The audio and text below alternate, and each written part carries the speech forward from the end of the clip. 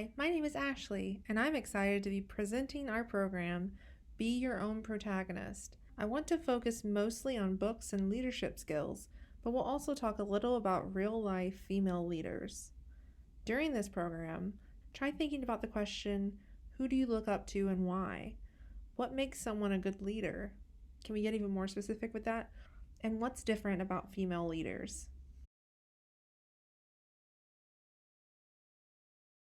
Women develop as leaders from many backgrounds and circumstances.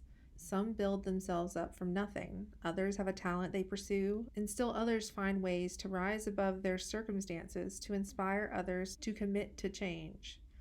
In the next few slides, we'll look at those modern-day female leaders you can look to for inspiration in your own journey to become a leader, and a little later, we'll look at the leaders you may have read about in fiction. We'll start with one you're probably familiar with, Malala. While always open about living her life under a military regime and an advocate for education, an act of violence pushed her into the international spotlight to become a prominent figure in advocating for education for all on a larger scale. She was the youngest person to receive the Nobel Peace Prize in 2014 at the age of 17. Greta is a Swedish environment activist who uses her platform to call on world leaders to effect change in dealing with the climate crisis. She has won several awards and mentions, including the fact that she was Times Person of the Year in 2019. Who are these women? Where have you seen them? Just for fun, pause this video to see how many of these 5 women you can name. Also, consider what they've done. Some of them are going to be easier than others. According to Forbes, among other places, these women are some of the most influential. While power does not always equate to leadership, there are still skills that you can pull from them and from the people around you that you admire. You probably already know the person pictured in the first box. Kamala Harris became the first woman, among other firsts, to be elected as the vice president in 2021. In the second picture, we have Angela Merkel, who served as Germany's chancellor from 2005 to 2021 on a platform of reducing unemployment and later welcoming refugees and migrants into Germany. Oprah Winfrey is a show host, producer, and a philanthropist, among so much more. She advocates for girls' education through her Oprah's Angel Network. Now we're going to move on to some harder ones.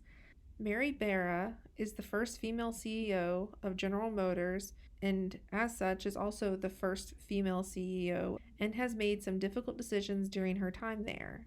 And lastly, Melanie Perkins is co-founder and CEO of Canva and was one of the youngest female CEOs in the tech industry. What do all of these women have in common? Some of them are businesswomen, or politicians, but all of them strive to find success, breaking through boundaries to become leaders in their fields. In the next slides, we'll look at different leadership styles and how those translate into books you may or may not have read. So what kind of leader are you? If you look online, there are going to be several different types of leadership, different styles. These are by no means an exhaustive list, but these seem to be the primary ones. Even if authoritarian leadership sounds like a bad thing, it does still have its benefits. There are clear boundaries between the leader and those being led, as well as clear expectations. This type of leadership works well when the leader is more knowledgeable than the rest of the group. In contrast, delegative leaders give up much of their power to their group. It works well when each person in the group has a similar skill base, but it does lack clear direction for members. Democratic leadership is a mix between the first two, with leaders who welcome the input of their group but still retain the rights to make the final decision. Transformational leaders guide their group with energy, passion, and emotional intelligence to reach their full potential and the goals as a group. On the other hand, transactional leadership is much as it sounds. Members of the group are seen as buying into the relationship, which has clearly defined roles and a reward system as motivation. Now, do any of these types sound like you or someone you know?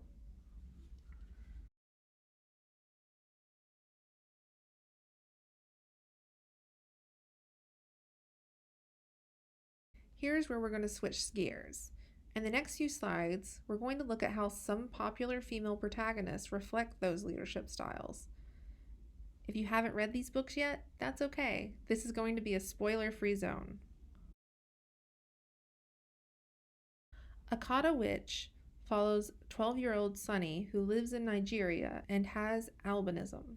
After befriending two people from her school, they start a coven to trace a menace who has been harming children.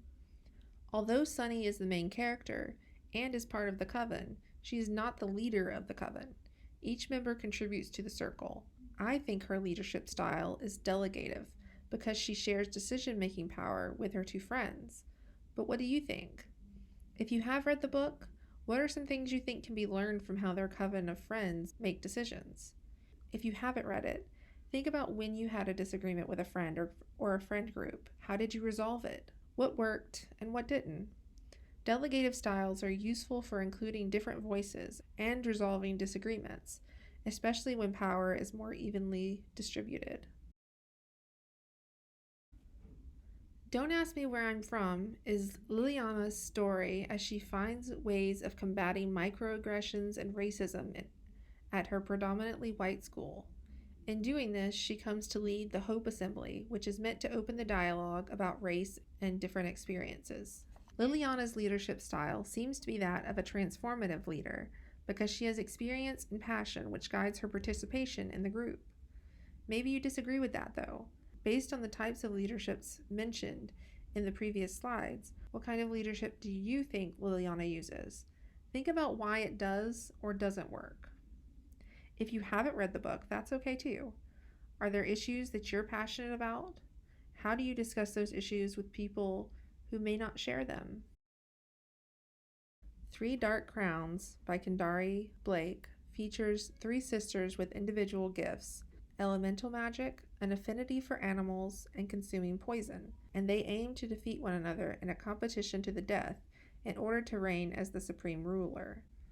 Each sister is a leader of sorts in her own community, but Queen Catherine leads the poisoners with a decisive hand.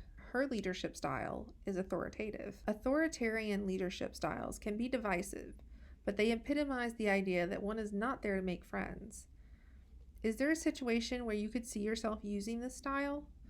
Classrooms or parents may use this style as well, and it doesn't make anyone a villain necessarily. What makes it work and not work in those situations? Here is a list of book recommendations. Most of these titles are nonfiction, but if you're interested in exploring strong females in leadership roles, check out these titles. Last but not least, be sure to check out other programs on the GCPL YouTube channel, and don't forget to like and subscribe. And as always, thank you for watching.